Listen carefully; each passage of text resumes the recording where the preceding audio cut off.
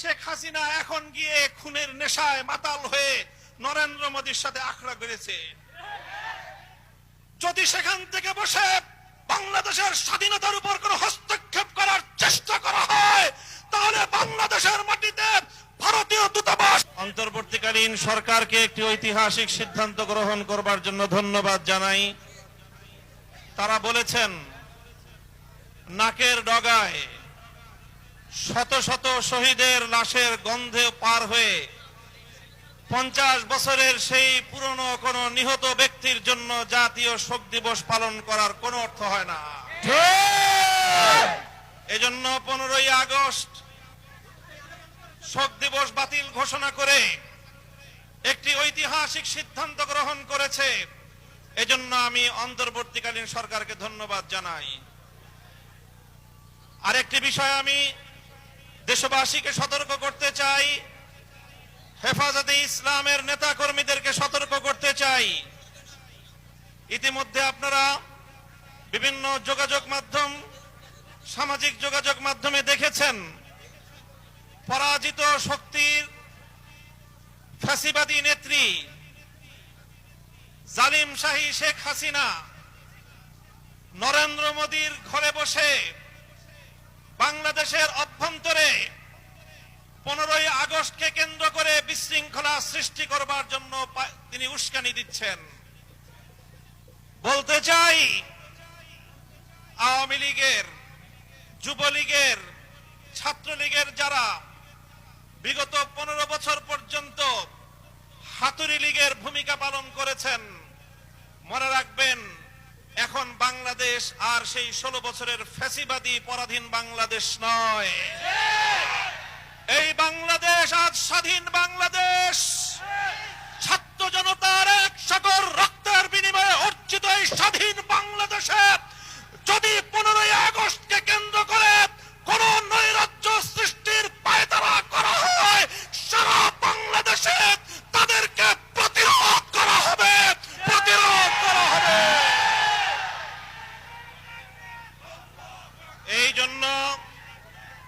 এই জন্য আমরা বৈষম্য বিরোধী ছাত্র আন্দোলনের নেতৃবৃন্দ, অন্তর্বর্তীকালীন সরকারের দায়িত্বশীলদের পাশাপাশি হেফাজতে ইসলামের নেতা কর্মীদেরকে আমি আহ্বান জানাতে চাই, আগামীকাল 15ই আগস্ট, 16ই আগস্ট এবং গোটা আগস্ট মাস জুড়ে আমাদেরকে সতর্ক থাকতে হবে।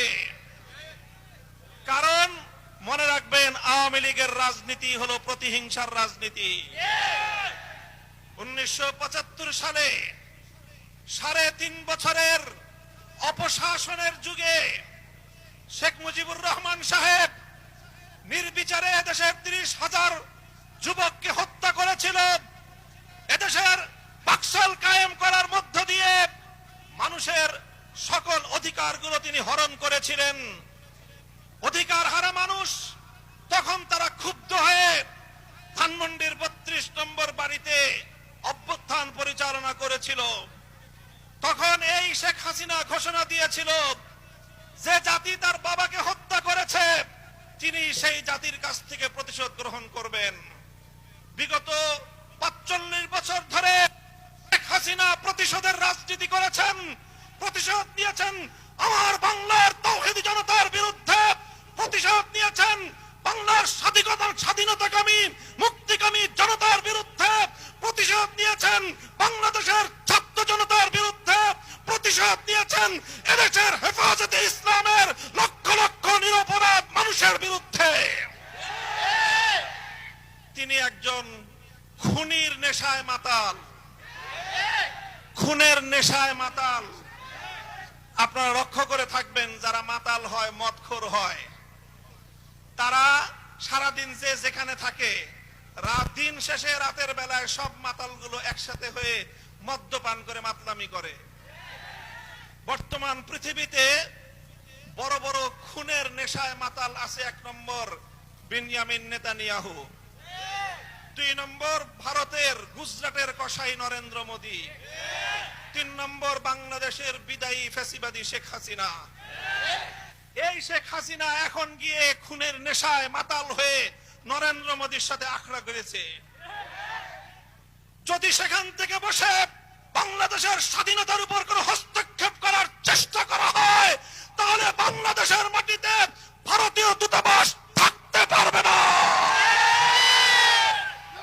শেখ হাসিনার বিরুদ্ধে বাংলাদেশে বিভিন্ন থানায়, আদালতে হত্যা মামলা দায়ের হয়েছে। আমি আহ্বান জানাতে চাই, খুনি হাসিনাকে ধরে এনে বিচারের কাঠগড়ায় দাঁড় করাতে হবে। প্রিয় সাথী ও বন্ধুগণ, বক্তব্য শেষ। ইনশাআল্লাহ বিগত দিনে যেভাবে আমরা রক্ত দিয়েছি পিলখানায়, যেভাবে আমরা রক্ত দিয়েছি শাপলা চত্বরে, যেভাবে আমরা রক্ত দিয়েছি মোদি বিরোধী আন্দোলনে হাটহাজারিতে, যেভাবে রক্ত দিয়েছি আমরা